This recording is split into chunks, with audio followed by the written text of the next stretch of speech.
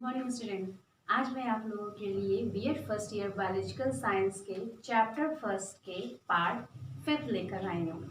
और इस पार्ट में मैं आप लोगों को बताऊंगी कि जीव विज्ञान की प्रमुख शाखाएं कौन कौन सी हैं। ये जो आपका पार्ट है या यूँ कहें कि ये जो वीडियो है आपका बहुत ही इम्पोर्टेंट इसलिए है क्योंकि कई बार सिर्फ ये क्वेश्चन पूछ लेते हैं, किसी भी एक ब्रांच का नाम दे देंगे और कह देंगे कि ये ब्रांच के बारे में विस्तार पूर्वक वर्णन कीजिए। या कई बार इससे ऐसा क्वेश्चन पूछा जाता है कि इस ब्रांच में पाए जाने वाली चीज़ों के बारे में बताइए। तो चलिए आइए आज डिस्कस करते हैं कि जीव विज्ञान की प्रमुख ब्रांचेस कौन कौन सी हैं और इसके अंतर्गत पाए जाने वाले तत्व क्या हैं। तो चलिए आइए सबसे पहले शुरुआत करते हैं हम पारिस्थितिकी यानी इकोलॉजी, सजीव व निर्जीव वातावरण से जीव के विविध संबंध। इकोलॉजी का अगर मैं बात करूं सबसे पहले तो इकोलॉजी में क्या होता है कि ये एक हमारा ऐसा पर्यावरण जिसमें पाए जाने वाले सभी जीव जंतु, पेड़ पौधे, मनुष्य और जो निर्जीव वस्तुएं हैं यानी कि सभी तरह के मौसम, सर्दी, जाड़ा, बरसात, बारिश, पेड़ पौधे, चट्टाने, नदियाँ, ये सभी यानी सजीव और निर्जीव आपस में एक दूसरे के साथ में रह रहे हैं, एक दूसरे के साथ में किसी न किसी तरह से अंतः क्रिया कर रहे हैं, यानी कि किसी न किसी तरह से एक दूसरे को फायदा भी पहुंचा रहे हैं और नुकसान भी पहुंचा रहे हैं। जिस तरह से अगर मैं बात करूं तो आप जिस माहौल में रह रहे हैं वहां पे सभी तरह के पेड़ पौधे भी आपको मिल रहे होंगे, आप बहुत तरह के जीव जंतु जानवर यानी कि गाय, कुत्ते या फिर चिड़िया, ये सभी चीज़ें आपस में एक दूसरे के साथ में रह रहे हैं। तो कुछ चीज़ों से आपको फ़ायदा भी मिल रहा है तो कुछ चीज़ों से नुकसान भी मिल रहा है। अगर मैं निर्जीव वस्तुओं की बात करूं तो निर्जीव क्या होंगे, बहुत तरह के मौसम में बदलाव हो रहे हैं या फिर सूर्य की रोशनी, ये भी एक तरह की निर्जीव ही है लेकिन बहुत ही इम्पॉर्टेंट है। तो इकोलॉजी के अंतर्गत हम उन चीज़ों का अध्ययन करते हैं जो सजीव और निर्जीव वस्तुएं एक दूसरे के साथ में रह रही हैं और एक दूसरे के साथ में रहकर अंतः क्रिया कर रही है, यानी कि मनुष्यों से संबंधित कोई भी चीज़ अगर बनती है, इस दुनिया में निर्माण होता है, तो याद रखना कि उसको मनुष्यों से जोड़कर ही अच्छा और बुरा बताया जा सकता है। तो इसलिए ये सभी चीज़ें हमारे वातावरण के लिए बहुत ही फायदेमंद भी है, नुकसान भी है, लेकिन ज़रूरी सभी वस्तुएं हैं। तो चलिए आज मैं नेक्स्ट की बात करती हूँ आकारकीय, जिसको हम लोग मार्फोलॉजी इंग्लिश में बोलते हैं।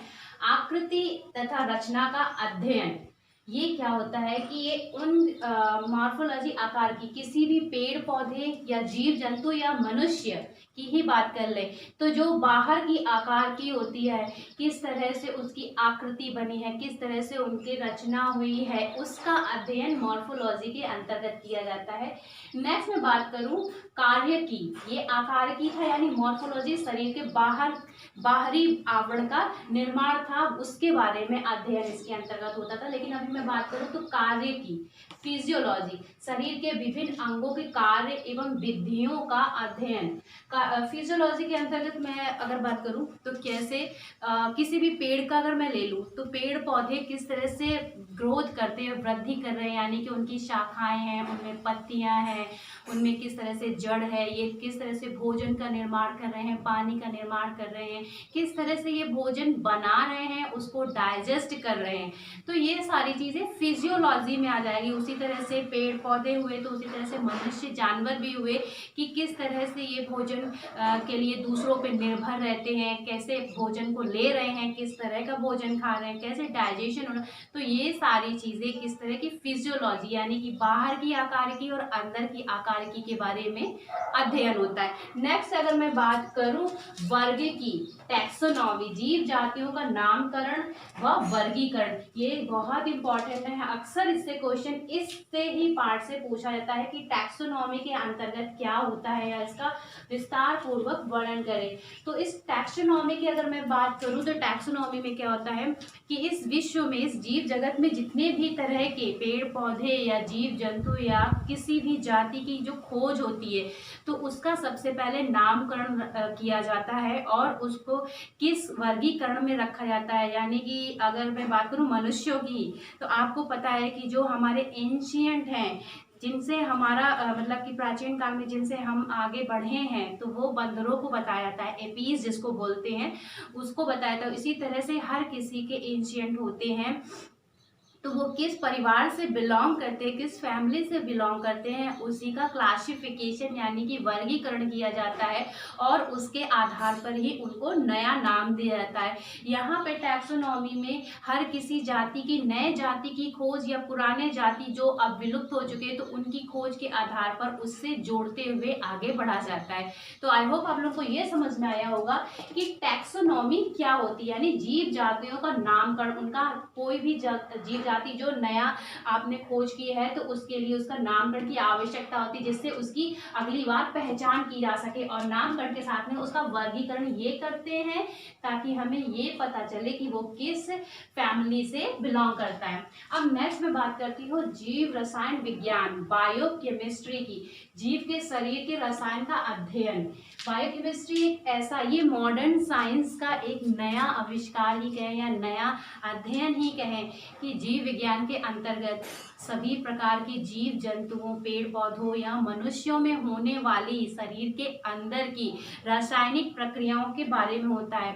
आपको पता है कि मनुष्यों में बहुत तरह के हार्मोन्स, प्रोटीन्स, एंजाइम्स, इन सभी का निर्माण होता है, जिससे वृद्धि होती है, जिससे मनुष्य को आगे कार्य करने की क्षमता मिलती है। तो ये इन्हीं वजह से होता है। उसी तरह से पेड़ पौधे भी हैं, पेड़ पौधों में भी वृद्धि के लिए एंजाइम ही कारक होते हैं।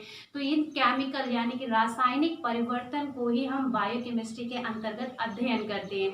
बायोकेमिस्ट्री ना सिर्फ एक ऐसी शाखा है जिसके अंतर्गत तेजी से विकास होते जा रहा है, बल्कि इसके अध्ययन से नई नई चीजों के बारे में, गुण रहस्यों के बारे में खोज की जा रही है ताकि मनुष्यों या पेड़ पौधे के जीवन की संरचनाओं को आसानी से समझा जा सके। तो आइए अब मैं नेक्स्ट बात करती हूँ कीट शास्त्र, एंटोमोलॉजी, कीट पतंगों का अध्ययन।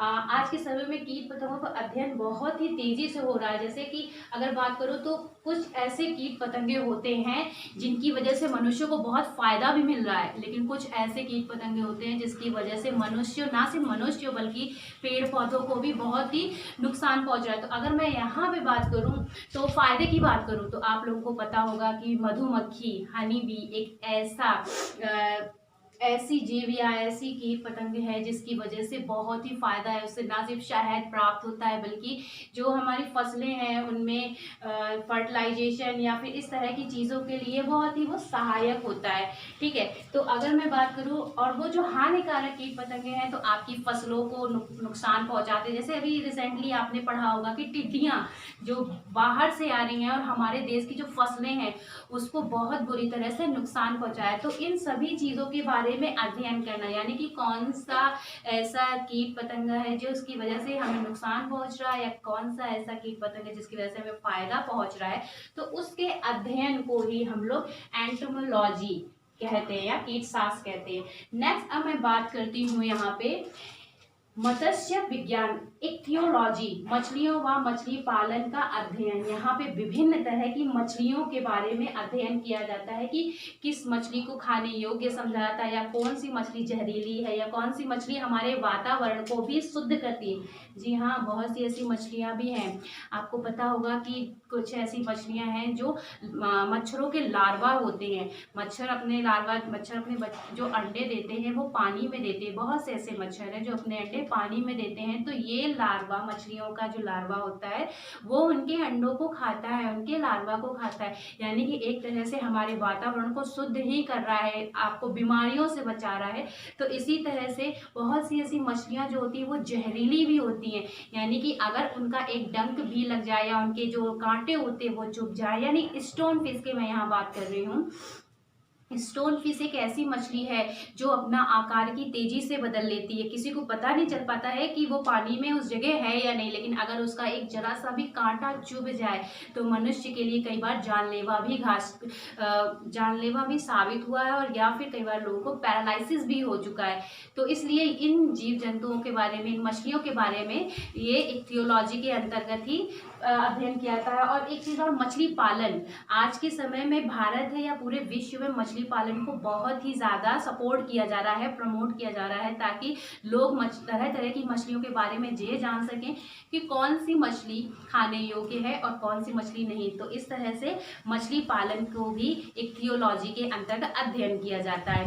अब मैं नेक्स्ट यहाँ पे बात करूंगी पक्षी विज्ञान और नीथोलॉजी, पक्षियों का अध्ययन। यहाँ पे विभिन्न तरह के पक्षी, बहुत से ऐसे पक्षी हैं जो बड़े हैं, छोटे हैं, या फिर कुछ ऐसे पक्षी, अगर मैं ऑस्ट्रिच की बात करूँ यानी कि शुतुरमुर्ग, ये एक ऐसा पक्षी है जो उड़ नहीं सकता है लेकिन बहुत तेजी से दौड़ सकता है। इसको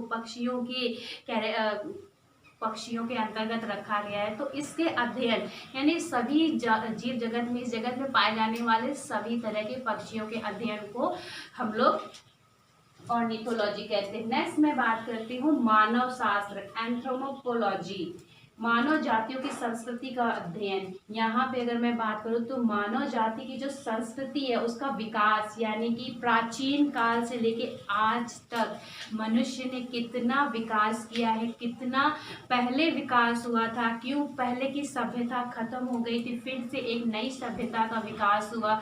तो इन सभी चीज़ों के बारे में, यानी कि हमारे जो प्राचीन लोग थे वो क्यों इतने इंटेलिजेंट थे, या किस तरह से इनका इतना दिमाग का डेवलपमेंट होने के बावजूद भी विनाश हो गया। तो इन सभी के बारे में, मनुष्यों की जातियों के बारे में अध्ययन को हम लोग यहाँ पे एंथ्रोपोलॉजी कहते हैं। तो आई होप आप लोगों को ये पूरा समझ में आ गया होगा कि जीव विज्ञान की शाखाएं क्या है। सबसे पहले पारिस्थितिकी, अगर मैं शॉर्ट में बताती हूँ तो पारिस्थितिकी है, इसमें जीव, सजीव व निर्जीव सभी तरह के जीव जंतुओं को एक वातावरण में आपस में रहकर और उसका एक दूसरे के साथ में अंतःक्रिया करने की प्रक्रिया के इससे संबंध में अध्ययन किया जाता है।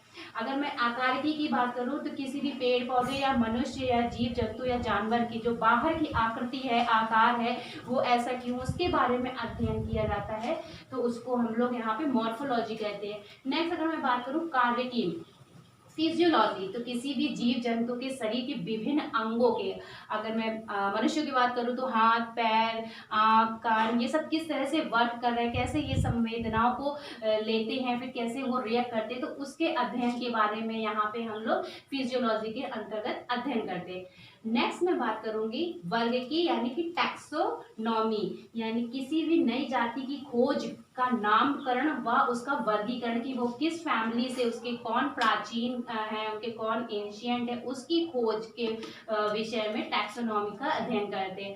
नेक्स्ट है यहाँ पे जीव रसायन विज्ञान, बायोकेमिस्ट्री, किसी भी जीव जंतु, पेड़ पौधे, मनुष्यों के शरीर में होने वाली रासायनिक प्रक्रियाएं, रासायनिक क्रियाओं का अध्ययन को हम लोग यहाँ पे बायोकेमिस्ट्री के अंतर्गत अध्ययन करते हैं। नेक्स्ट है हमारा कीट शास्त्र या एंटोमोलॉजी, इसके अंतर्गत हम कीट पतंगों का अध्ययन करते हैं, यानी कि कौन से ऐसे कीट पतंगे हैं जो मनुष्यों के लिए फायदेमंद हैं, जीव जंतुओं के लिए फायदेमंद है, या कौन से ऐसे कीट पतंगे हैं जो मनुष्यों के लिए बहुत ही ज़्यादा, पेड़ पौधों के लिए नुकसानदायक है। नेक्स्ट मैं बात कर रही हूँ मत्स्य विज्ञान, एक थियोलॉजी, इसके अंतर्गत हम विभिन्न तरह की मछलियों और वह मछलियों से जुड़े, मछली पालन से जुड़े उसका अध्ययन करते हैं। अगली है हमारा पक्षी विज्ञान और ऑर्निथोलॉजी, यहाँ पे हम लोग विशेष तरह के पक्षियों या विभिन्न तरह के पक्षियों का अध्ययन करते हैं। अब नेक्स्ट सबसे आखिरी में हमारा है मानव शास्त्र, एंथ्रोपोलॉजी, इसके अंतर्गत मानव जाति की संस्कृति का विकास का अध्ययन करते हैं, क्योंकि अगर हमें प्राचीन काल में हुए मानव जाति की संस्कृति का पता चलेगा तो उसी के आधार पर हम आने वाले भविष्य में एक नए मानव जाति का निर्माण कर सकते हैं, मानव जाति की संस्कृति का निर्माण कर सकते हैं। तो आई होप आप लोगों को जीव विज्ञान की जो शाखाएं हैं कौन कौन सी होती हैं, उसके अंतर्गत होने वाले कार्यों के बारे में मैंने आपको बताया। और ये जो वीडियो है आपके लिए बहुत ही इंपॉर्टेंट है, क्योंकि कई बार सिर्फ और सिर्फ किसी का भी नाम लिख के दे देंगे कि पास की क्या होता है, या फिर लिख देंगे कि बायोकेमिस्ट्री के अंतर्गत हम किस चीज़ का अध्ययन करते हैं, तो सिर्फ यही लिख देते हैं। तो आप लोगों को आज ये पूरा समझ में आया होगा। Thank you.